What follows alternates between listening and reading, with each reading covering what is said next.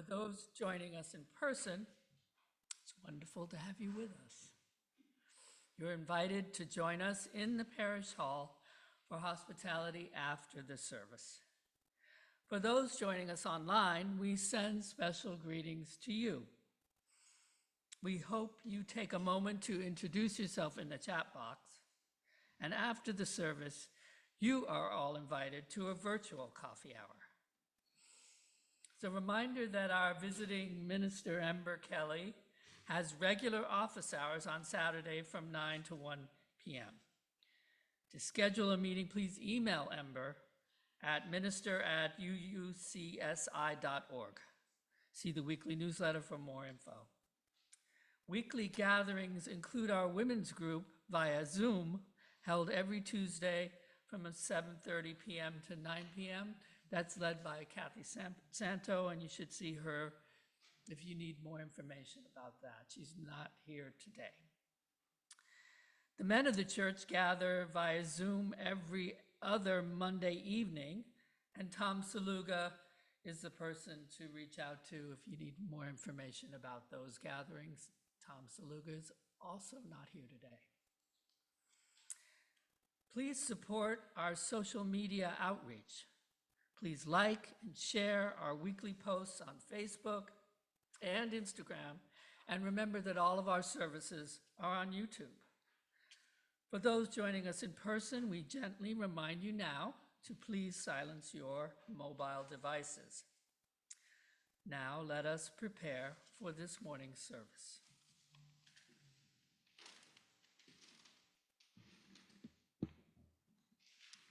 Good morning, everyone.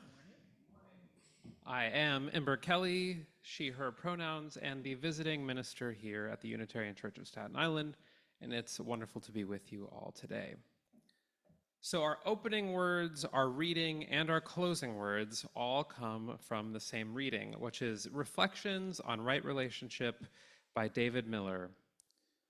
It's a series of 18 questions with a little preface, and our first reading, the opening words, includes the first 6 of the 18 questions.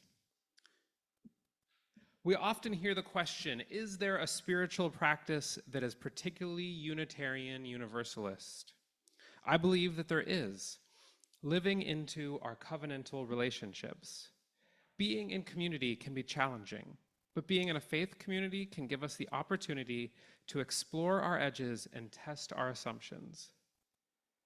I have thought these 18 questions could be helpful for congregational leaders as a reminder of how we might, as a spiritual practice, remain true to our covenants.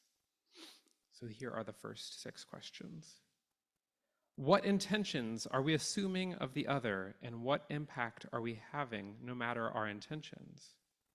Am I communicating directly with the person with whom I am having an issue? Am I resolving issues, or am I spreading them through gossip, anger, and/or frustration? Am I reflecting on what personal wounds, issues, and tendencies of mine that are contributing to the issue? Am I willing to be an active participant and to work in good faith to clear up issues? Am I projecting onto someone else through my own framework what they are thinking or doing, versus engaging them and asking them to share their thoughts and story?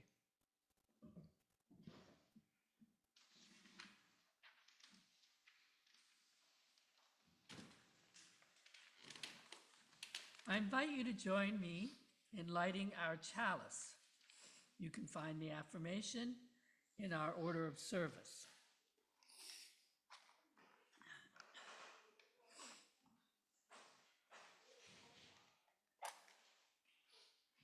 In the search for truth and the spirit of love, we unite for worship and fellowship.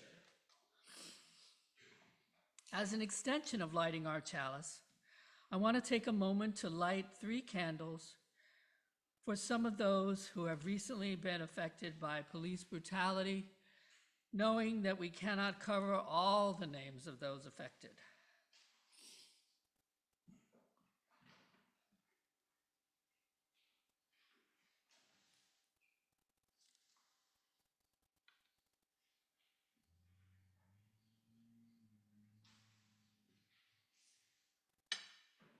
We light a candle for the life of Bill Osterhout.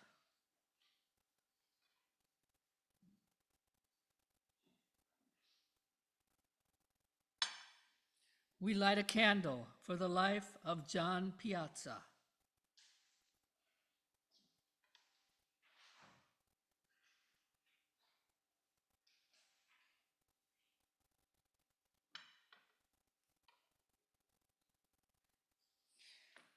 And finally, we light a candle for the life of Yvette Michelle Tower. May these lights be a symbol of our commitment to continue the work of racial justice and to proclaim again and again that Black lives matter.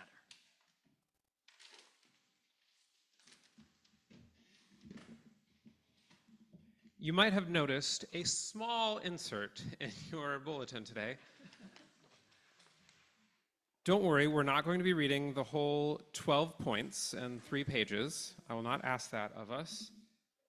But in talking with our committee on shared ministry, which is myself and Randy and Ben and Sarah, we thought that it was important that people be aware that this policy exists, because we think that it is important that in the healthy times of our congregation, we know the boundaries and the ways that which we take care of each other, so that when conflict may arise or when issues may happen, then they can be addressed with the policies that we've put in place.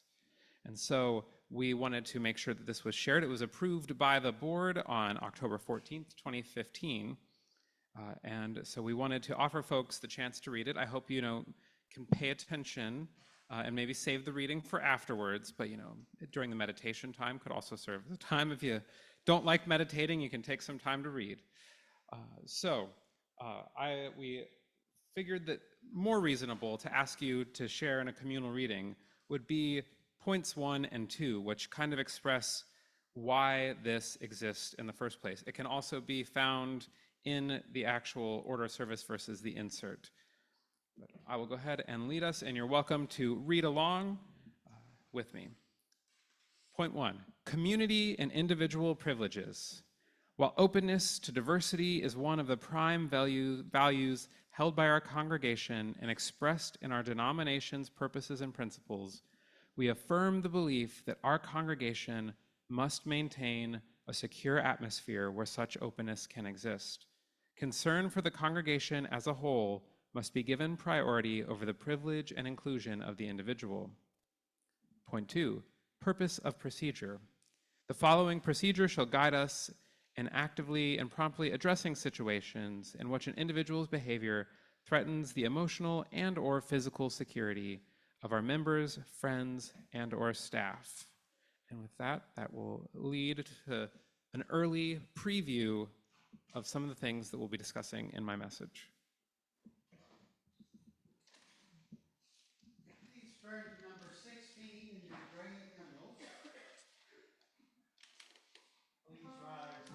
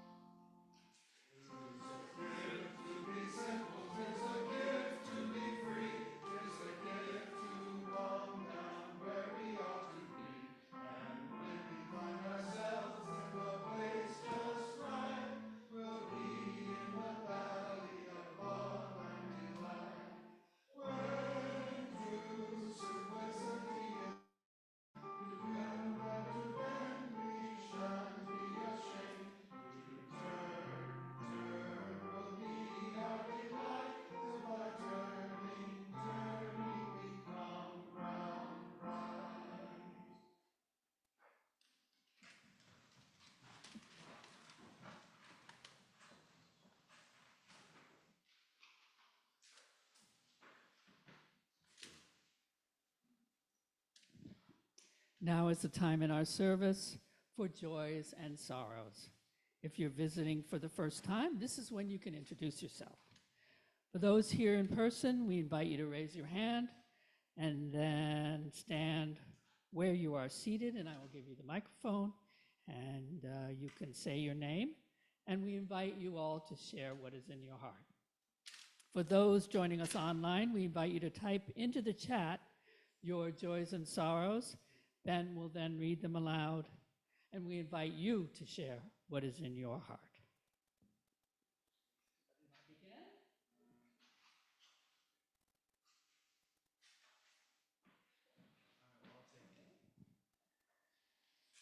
So, my name's Ben, if you don't know me. I have a joy. I'd like to thank Ember. It's something I've been thinking about since, I think, January was the repentance and repair, when you went over Maimonides. And I hadn't been talking to my mom for a couple of years, kind of been holding a grudge. And that started me thinking about, why am I doing this?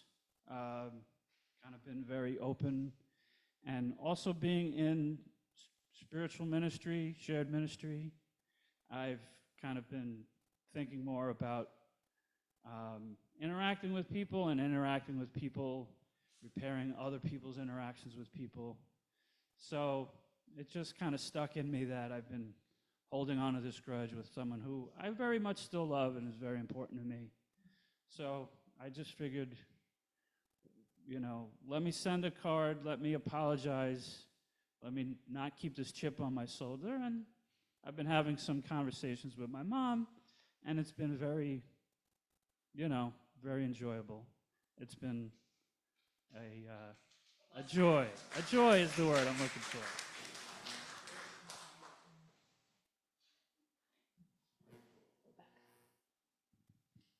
Hello, my name is Rebecca.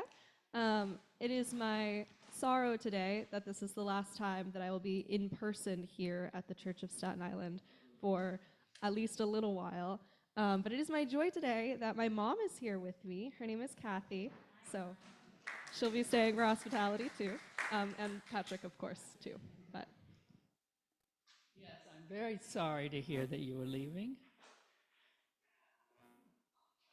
Go around 1 sec.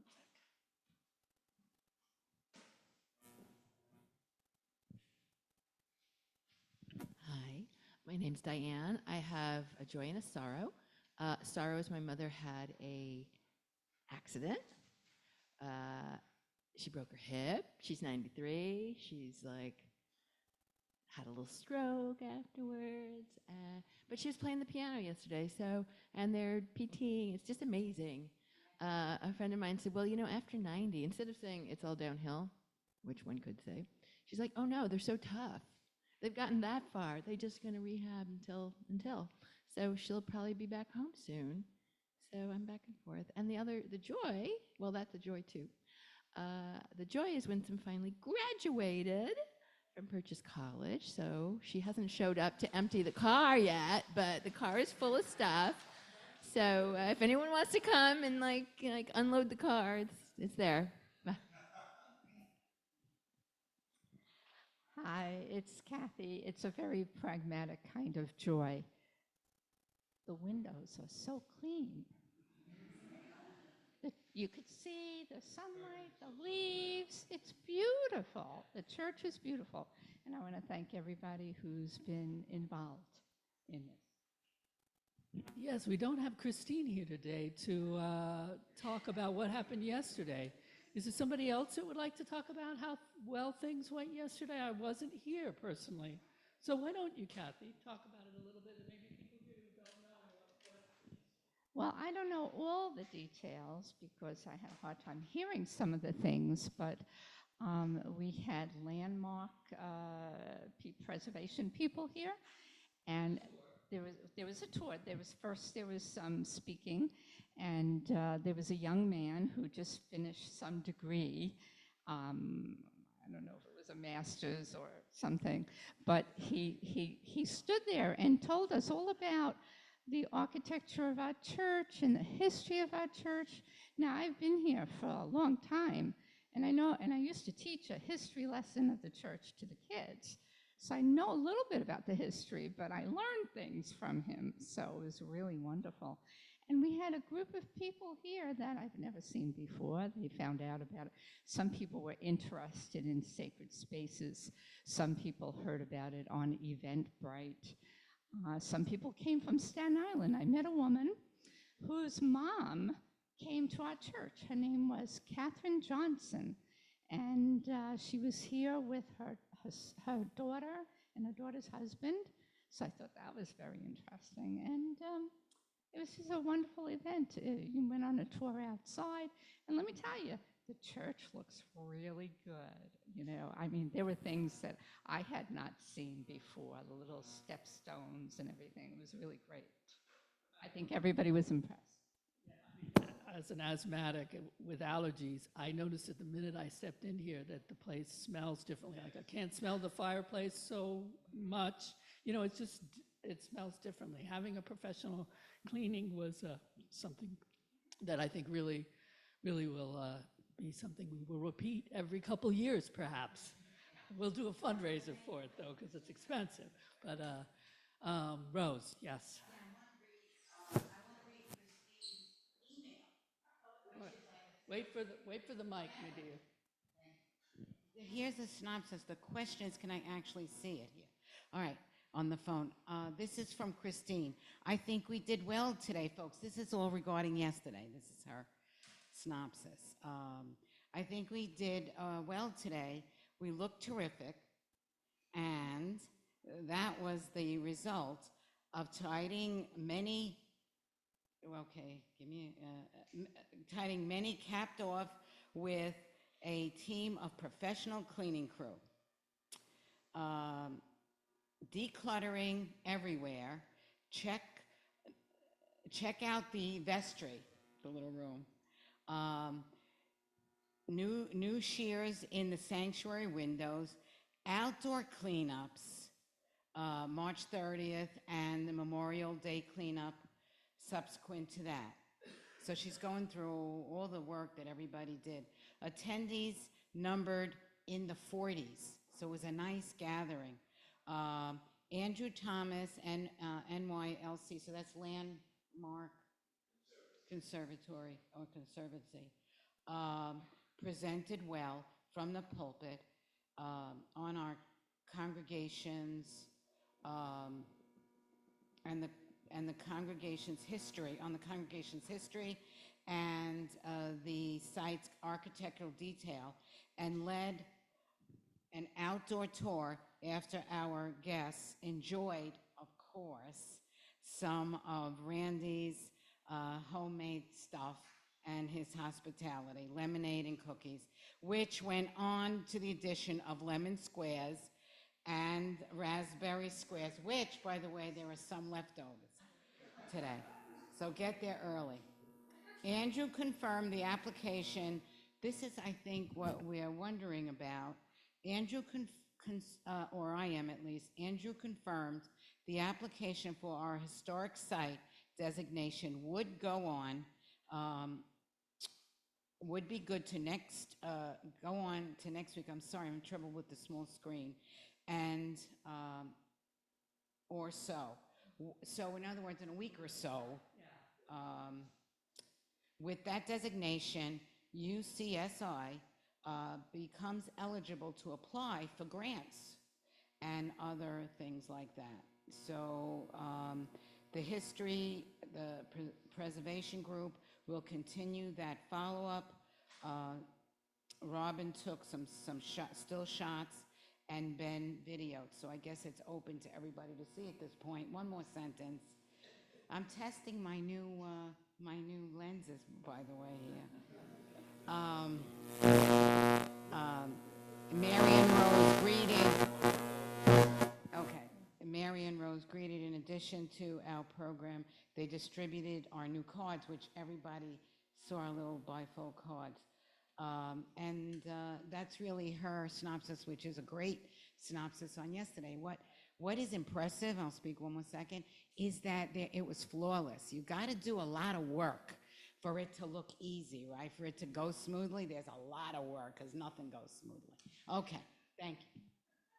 Yeah, so thanks to Christine and everybody. I can't name all the people that helped do this, but many of them are here in the sanctuary, and Christine would be thanking them if she was here, excuse me. So Beatrice, do you have something to add to this, or you have your, I'm sorry? Yes, I was here yesterday, and a gentleman was here as Mr. Curtis. He was in costume. This was Mr. Curtis was the minister here for many years, and he was very regal and his majestic in his presentation. And then the library, we have to give credit to Randy for maintaining our library. There's some beautiful gems in there, which I had never seen.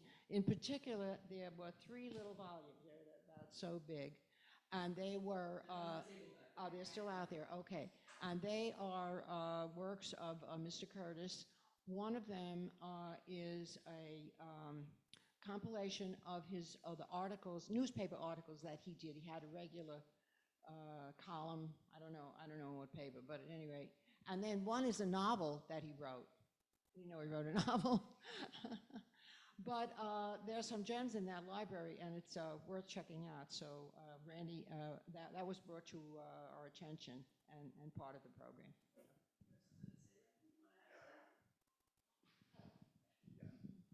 Just to clarify, the application is for the National Registry of Historic Places. It's not like the restrictive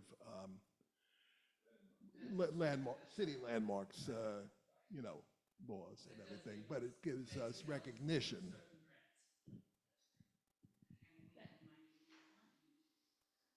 And thank you, Randy, for all your work on our history. Thank you so much. Anybody else have a joy or a sorrow? Oh, okay.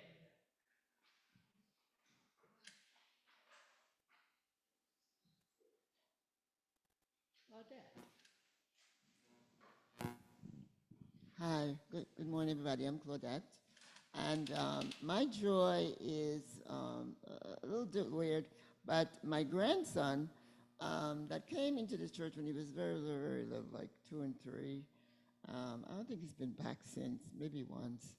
But he's now 22, and he's been telling us for months that he has a girlfriend, but he wouldn't let us see her or meet her.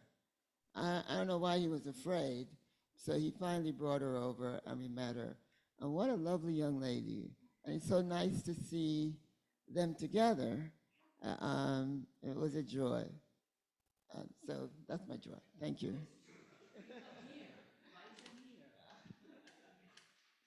Okay, Ben, are you ready to take the mic? Do you have any, no chatting? Anybody else?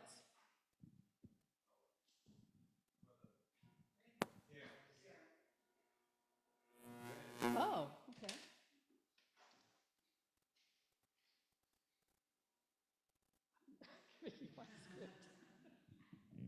Right. In addition to the Curtis books that are on the table there, you'll also see some very old ledger-style books that contain all of the minutes of the board meetings and the annual meetings from 1852 to like 1955.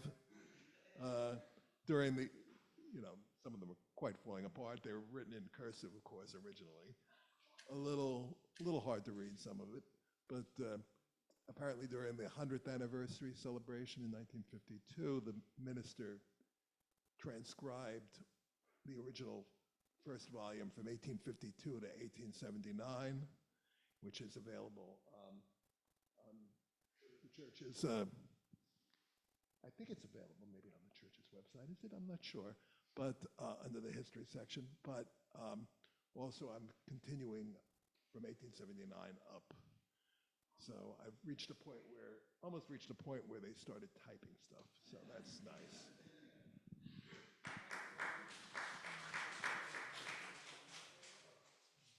Thank you for sharing your joys and sorrows with us, everyone. And we acknowledge that there are many that are held silently in your hearts.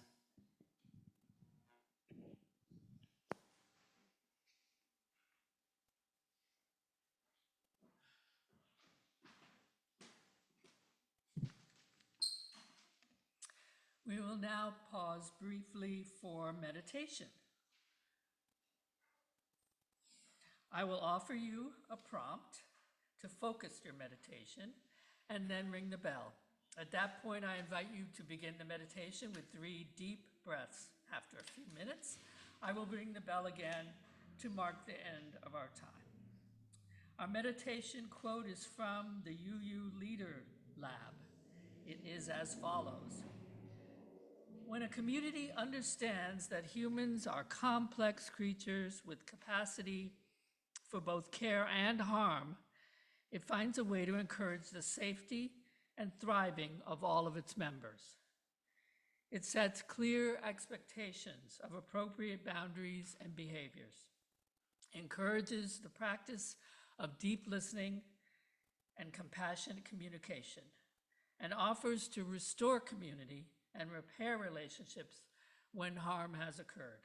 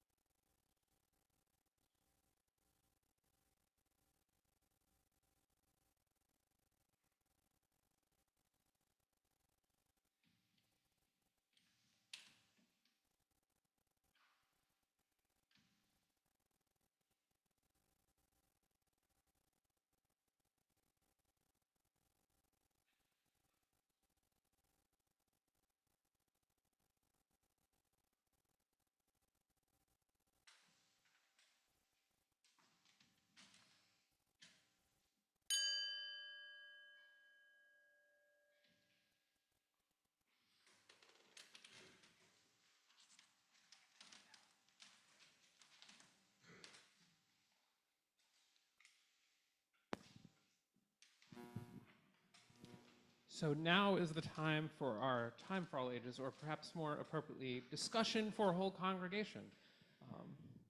Maybe I'll need to rename it. So our question is, let me get my own proper phrasing. What does it mean for you to apologize to someone? Or maybe a better phrasing would be, what does an apology look like for you? We already heard a little bit during our joys and sorrows about a moment of apology. So what does a good apology look like to you? I have like one or two people that might be interested in sharing.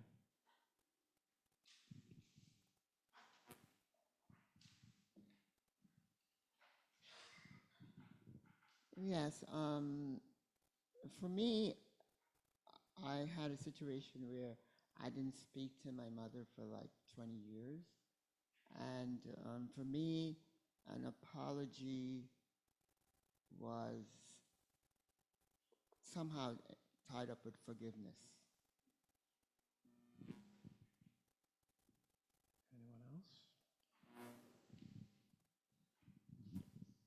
I know for me that an apology generally comes in the form of figuring out what went weird or wrong in whatever the situation was, and trying at least to understand what could be done in the future instead.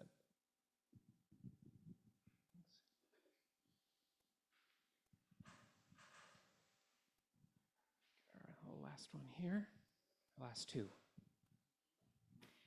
For me, and I think in general, apology means to put aside your own ego first and foremost. Seek to understand and then to be understood. So that's what it's about for me. Over the years, I've had a very rocky relationship with my son. And for me, I apologize to him for what happened many, many years ago.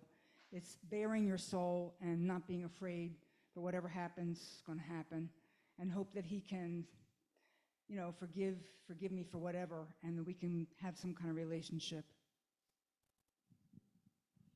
Thank you so much for all of this sharing. Oh, one more? Okay. No, I think an apology is, we have to admit that we make mistakes, that we're not always right. And it's not important to be right. It's more important to show your love. It's to admit that you were wrong, you made a mistake, and you still love the person, and your relationship can continue. And that goes on through your life, and it happens more than once, that you need that ability to have that, to give that admission. Oh, these are all great, and these also seem to reflect some of the things and themes that you'll hear in the readings on right relationship. And I also invite you to consider this during hospitality hour in some of your conversations as well. Nothing makes for light, fun conversation quite like talking about apologizing.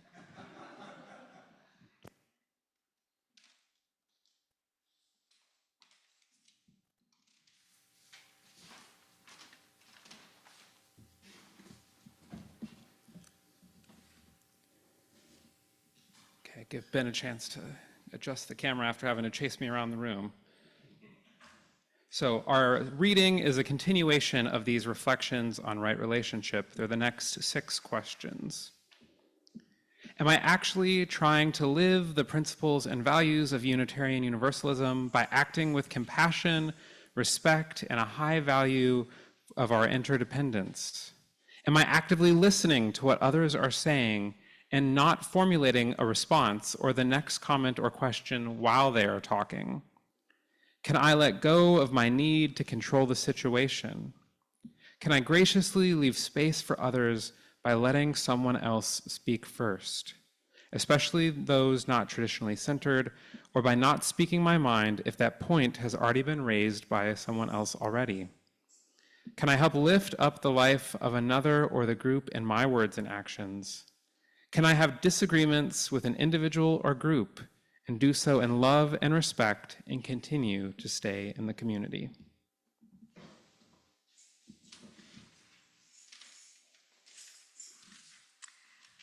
Now is the time in our service where we take an offering.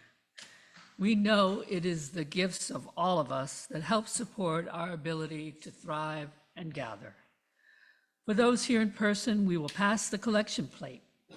Please use the envelope you'll find in the pew, write your name, and indicate if your offering is part of your pledge or if it is a donation. For those online, links and instructions will be posted in the chat. You can mail us a check or donate through the PayPal giving page on our website. Please give as generously as you can. Our offerings will now be gratefully received.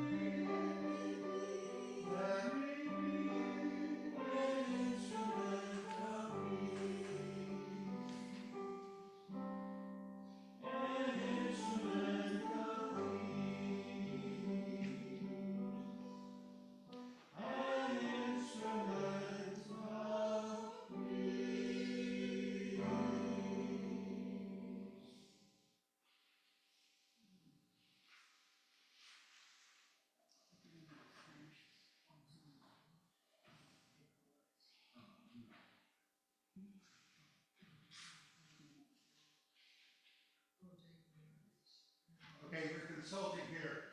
How is your Spanish?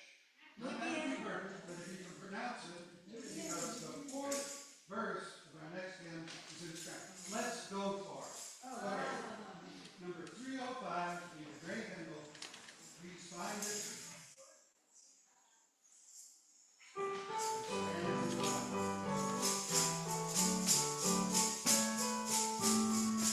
And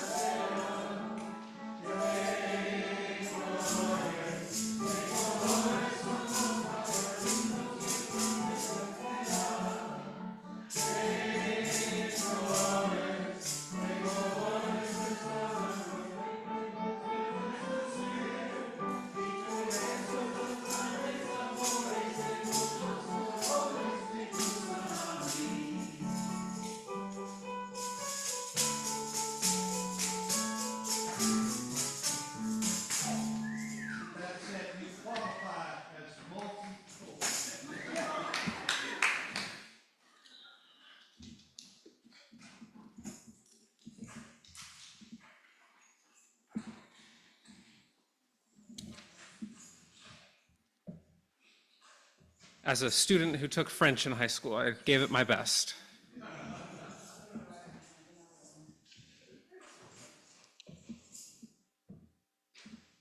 So we inherit qualities from our parents and our families, sometimes perhaps whether we like it or not.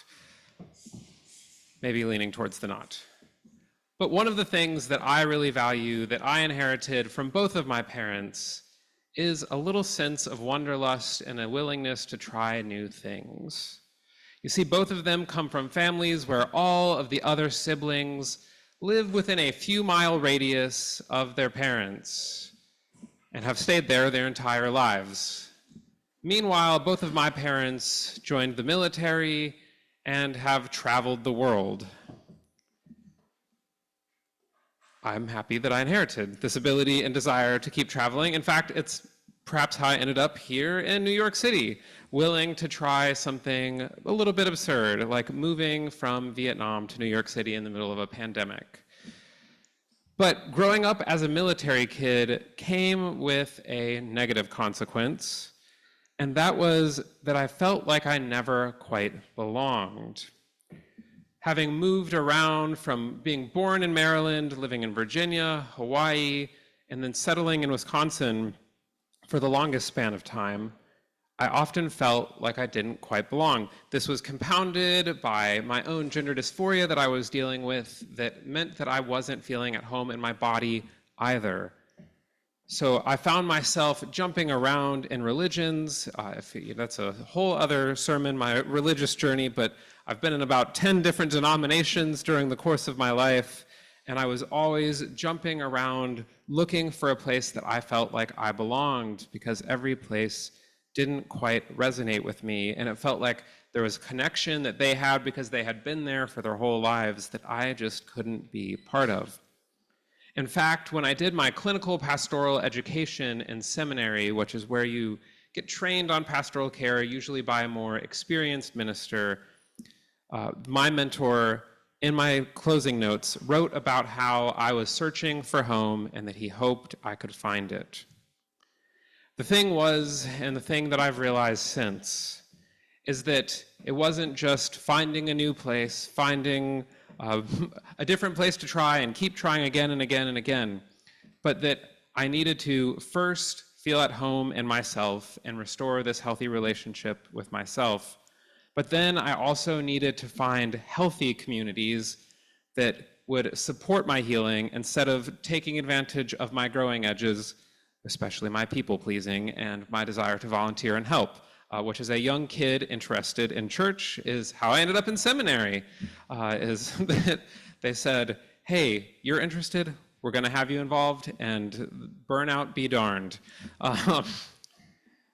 So it helped to begin to find healthy communities where, whether that was groups of friends, whether that was my brief stint of hardcore Taylor Swift fandom, or a few other places where I found a group of people that I could feel that I belonged with. And it didn't matter how long I had known them or how long I had been involved, but I was able to find a special taste of community and that taste of home because I was feeling at home with myself and I was in a place where I felt that I could authentically share and in a community that encouraged authenticity and encouraged connection.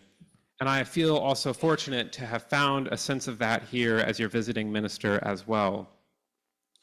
And I believe that no matter how many times you might have moved, how many different life circumstances you might have gone through, that you can continue to find that home and community everywhere, especially if you're looking for healthy community. So, what makes a healthy community? Last month, I talked about how church communities can be these places of radical transformation and trying new things, and it all sounds really glamorous. But what about the regular life of the church? The cleaning of the building. I did not actually plan to mention that, but that is a nitty-gritty thing of the life of the church that does make a difference. What about the small things that help build and sustain and nourish community that we often don't notice? like our amazing community hour, which my kids mention every single time that they know that I'm going to Staten Island to preach. They say, oh, we wish we could come. I want to go to the community hour. And they love that that was something that, I love that that was something that they notice and that means something to them, because they saw that that little thing of having this space where we can all come together as a community during hospitality time, the nitty-gritty work of doing that, which, you know, shout out to Randy for doing a lot of those amazing sessions that my kids came to. That is this work that makes community that often doesn't feel glamorous, but that are vital to the long-term processes, health, and life of a community. So how exactly would I define a healthy community? So I think that it is a community that has boundaries while also extending welcome. I think it's a community that holds space and offers kindness to others while also encouraging us to offer kindness and space to ourselves. And it's a place where we can show up authentically as ourselves, doing that both for ourselves and for others. So, what boundaries and guidelines help us to thrive? As our reading talks about right relationship, while not an exclusively UUA idea, is this idea that has kind of come to the front of what is seen as UUA theology, as the way we do things here in the Unitarian Universalist Association. That while we don't have dogma or anything that we expect people to believe, that we do think about how we live and relate to one another. We hold the covenant of right relationship, which is actually something we read last month's service, as a community, as something that defines the boundaries of what we focus on, what we encourage, and what we're working on. And then we have something like the disruptive persons policy to serve as a boundary that if something is harming the life of the community, how do we process that?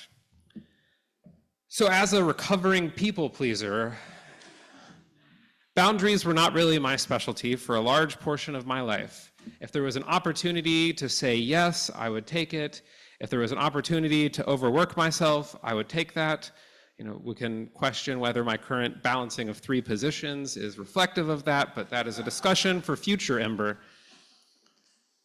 But boundaries are a good thing for our lives. It is important for us to not see it as exclusion, to not see it as disappointing others, to not seeing it as ruining possibilities, but instead bringing important focus into our lives. They're not something that we should fear, and that are in fact vital to our best selves as individuals, but also as healthy communities.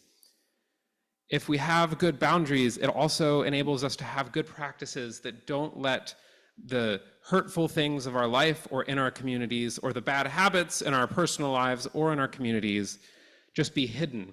Instead, these boundaries help us to have safe ways to air out problems and to deal with things when they come up. If we have good boundaries, we can recognize when something is not working for us or not working for our communities. So we should have these tough conversations when things are running well and functioning. As I talked about when we were reading from this, the reason that I wanted to talk about this today is because I think things are running beautifully here. I finished writing my annual report for the annual meeting. Make sure you're there, June 9th. There's my plug. But I finished writing that, and I was reflecting on my time here this year and the things that I've been involved with, and I feel that this is a healthy community with some real possibility towards the future and some flexibility that other congregations are struggling with in this challenging moment for religious communities. So it is with that that I offer these concerns and thoughts about boundaries, because it is when things are working and functioning that we should be addressing these, so that when things go wrong, we have the pieces in place for both our personal lives and for our communities so that we can thrive better. And the thing is that having these boundaries and having this focus is a good thing for us. We focus is, a big topic. We could talk about how the social media likes to steal our focus. There's many directions that we could talk about focus, but in our current age, so many of us want to be everything for everyone, and our communities want to be that too. But sometimes our communities need to focus. We're so stuck in this community that is kind of a capitalist growth cycle that we have to constantly be growing, that we constantly have to have the newest programs, the best things, but that isn't what makes for a healthy community. Yes, healthy communities will grow, but they grow naturally, not forced. We must find community without losing our focus on who we are, what that means, and what we are good at. I think about owl training. For those who don't know owl training, it actually has nothing to do with bird watching, but is in fact related to Our Whole Lives, which is the sexuality program that the UUA offers alongside the United Church of Christ, or the Unitarians considering Christ for those who came from that denomination to the UUA, like myself. But so these two communities put together this curriculum of thinking about how do our values manifest when talking with all ages about sexuality. So there's lessons for pre-K and first grade, there's lessons for elementary school, middle school, high school, but even young adults, and they have, I believe, an elders one as well, for thinking about how we talk about and educate around sexuality in our communities. And the thing is, at first, I thought, this is really great programming. I have kids. These are tough conversations to have. And I actually offered at my other congregation a parents group where we talked through some of these topics together. But the thing is, as I sat with the themes that are in this curriculum and that are in these conversations, I realized that the same themes being offered here also offer healthy community guidelines, that if we learn these things about sexuality, that they will then also become manifest in our wider community. Things like, how do we communicate our needs or what we want? How do we discuss our intent and trust that the other person is bringing their good intent? How do we have consent over doing things in community or doing things together? These same things that we model and consider in this OWL curriculum offer us wisdom for how we can live in right relationship with one another. How can we offer communication that is clear, but also communication where we are listening? I loved that one from the first reading where it talked about, let me get the exact wording because I don't want to misquote him. Actually, it's from the second one, which is am I actively listening to what others are saying and not formulating a response or next comment while they are talking? Active listening is such an important skill for both relationships in the sense of our OWL curriculum, but also for the life of our community and our personal lives. It is really easy for us to begin automatically thinking about what we need to say in response, when what we need to be doing is listening, trusting one another, and building this culture of trust, of care, of communication. These are models for our personal lives that then become manifest in our community. So how do we grow? Back to our capitalist model. The thing is, how do we let others know that they're welcome? If someone is coming to a congregation for a first time, if someone is joining a community, how do you make sure that it is conveyed that they are welcome? One of the things that I've really been thinking about this last year is the need to go back to basics. It's really tempting, especially doing ministry work in New York City, to want to have the most cutting edge, to want to have the best, the coolest, the greatest programming.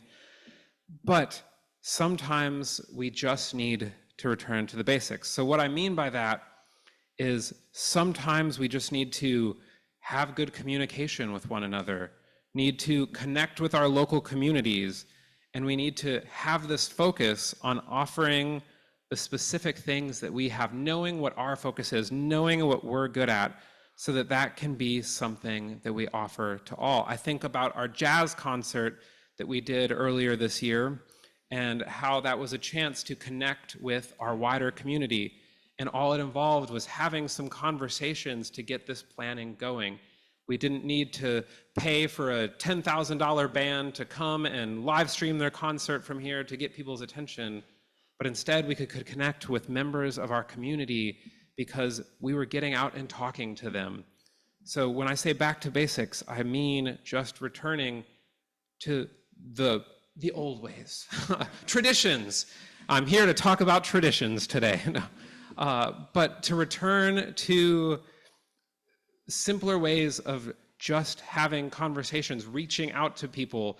Do we need to pay for the fanciest algorithm, AI-powered newsletter, or do we just need to have good, clear communication and get out and meet our neighbors and get to know our communities and get to know our community's needs? These are the healthiest ways for us to begin to welcome people, is by meeting them where they're at. We have to be able to offer tangible support, to offer things that make sense for people's lives. There's a reason why this OWL, Our Whole Lives sexuality curriculum is one of the most popular programs in the entire UUA, is because there are tons and tons and tons and tons, pretty much most families don't know how to handle conversations around sex and sexuality with their kids. And so this is a tangible need that is being met by offering this program, is a chance to provide a service that our whole country honestly could use, as a good conversation about healthy sexuality. And so these tangible supports that we can offer our community, we can look and see what we're good at, what things that we can offer and how we can do that. A healthy community cares about the neighbors to that community, to the adjacent communities of that community. And Sarah, have you been keeping track of how many times I've said community in this service? Up to 28. Okay, 28, okay. Sarah and I have a running discussion of that community is my favorite word, but it is something that I'm passionate about. I think that we are able to offer this home and this space that I so desperately was looking for when I was younger, to people who are still looking for that belonging, which I think in our disconnected yet connected world is something that so many people are looking for. They're looking for healthy communities where they can plug in, knowing that they're seen, knowing that they can communicate, and they can come and they can learn these healthy habits that they can work on being in right relationship with one another. So how do we do this work of holding right relationship and holding space so that we can care for each other's in healthy ways? As I discussed in last month's sermon, one of the beginning stages is to make sure that we're not projecting onto others, which is also one of the things that came up in these readings today, which is we need to make sure that we're not just taking what we think we would like, what we think we would need, but instead hearing what people are saying and what they're offering to us. We must have this active listening to be in right relationship and properly care and hold space for others. But also, we need to slow down. In the same sense of this focus, that we don't need to do all of the things. We can slow down and do the things that we're good at, and slow down and acknowledge that we don't need to rush anywhere, that we don't need to be constantly looking for something new, but instead take the time to value what we have and what we offer. And in this, paying for attention for others' needs and paying attention to how we are reacting, how we are acting, as we talked about in this apologizing, a lot of it comes down to admitting that we might be wrong, admitting that perhaps we don't have all the answers. As a recovering perfectionist, that one is always hard for me as well. But we don't have all the answers, and we don't have the ability to know all the things. So in community, we can practice this listening and this care for others that will enable us to both have healthier internal lives, but healthier external lives as well. So this kindness that we offer to others is both a kindness to ourselves as well. Are we able to trust that we're in communities where we are held in love and in care, and that when we share something, when we admit mistakes, when we admit that we did something wrong, that we will still be held I had my own story similar to the one shared in Joys and Sorrows, that a year ago, I was very much considering that it might be time to cut my mom out of my life. But instead, we had a tough, honest, caring relationship because both of us trusted that each other cared for each other deeply and were able to hold this space and this kindness for each other. And we were able to have these tough talks. And now our relationship is the healthiest that it's been in a long time. And we're instead encouraging each other in healing, which is something that we can do in healthy communities, is encouraging each other towards growth, encouraging each other towards our best possible lives, encouraging each other towards, as a perfectionist, excellence, but encouraging each other to love our experiences and to be able to hold space and take care of one another. And we must acknowledge the ways in which our internal dialogues might project on to others. They might become external ones. This can happen both as individuals and as communities, that we have these hidden systems that we must become aware of and we must acknowledge and we must work on healing. But we can't do that healing work if we don't feel safe to do it. And right relationship, considering this intent, considering good communication, considering how we can actively listen to one another, these offer us the tools for both our personal lives and our communal lives to consider how we can heal these underlying issues. I think that it's vital for us to show up for one another in the small things. If we're going to do this transformative work in our communities, in ourselves, and in the world, it models that another way is possible, that we don't have to resort to spite and hate and harm and lashing out at others, but that we can model a better world and a better way of doing things, a healthier way of doing things. It's hard work. If I've learned one thing, having now found places where I feel at home and finding friend groups where I feel at home, it's hard work. You don't just stay friends through passively offering friendship. Friendship, community, this involvement is active, hard work. It means doing the tough work of showing up for others. It means caring for others. It means offering acts of kindness and love. I think about the work of something like our care team that pays attention to when things are going on in other people's lives and reach out. That is work that we can all do, of knowing, but not gossiping, about other people's lives and caring for them when you know that things are tough. That is real, tangible help that so many people are looking for, is simply to have someone that they know is there for them. And so we have to show up in this community and in this space when it's hard for ourselves and when it feels hard as a community sometimes. But I believe in us as humanity, and I believe in community, and I believe in this community. And I believe that when we offer this healing space, when we offer these right relationships, when we offer and hold these boundaries and understand what it is that we offer as a community and what it is that we offer as individuals, that we are able to transform others' lives and help give each other so much deep meaning and so much care and purpose in a world that wants us to not be able to show up for others. I believe that we can do that work.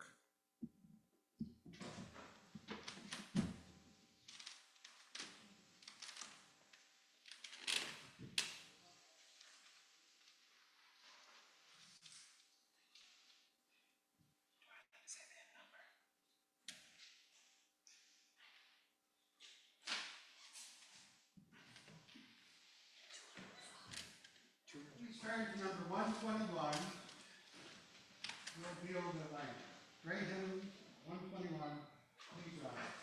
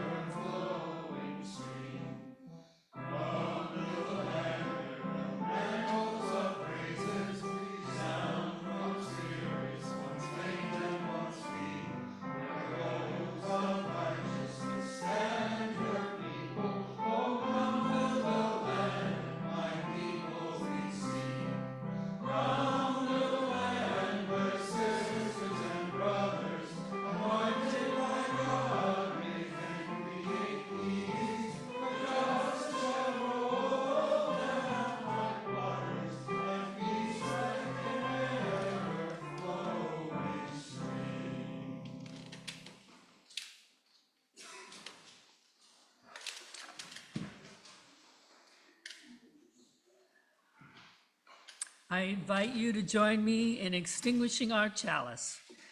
You can find the affirmation in the order of service. We extinguish this flame, but not the light of truth, the warmth of community, or the fire of commitment. For these we carry in our hearts until we are together again.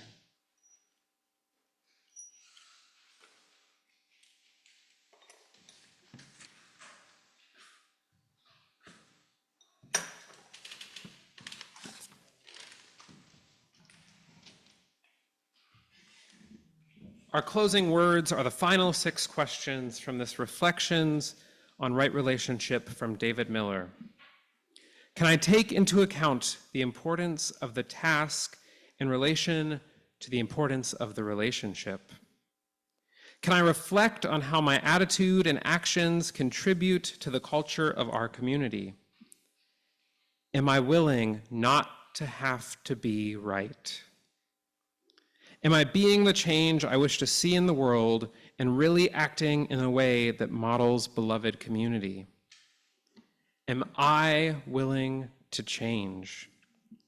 And finally, can I remember to ask the question, what is the most loving thing I can do or say right now, which at times can be hard to say or even harder to hear?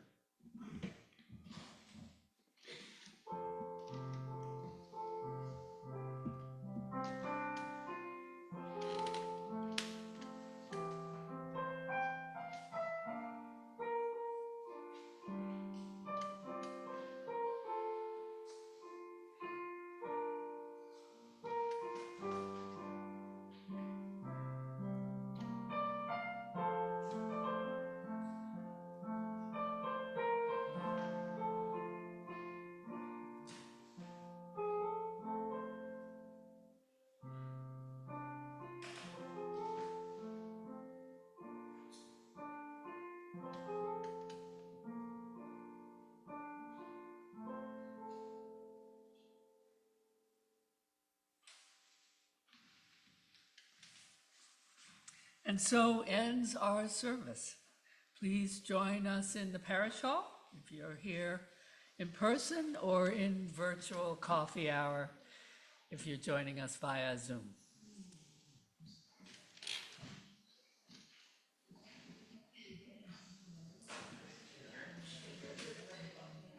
The 28 wasn't right either.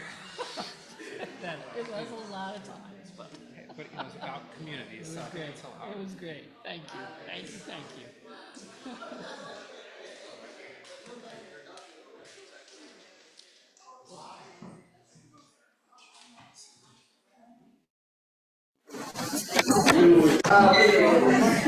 So I do want Rose to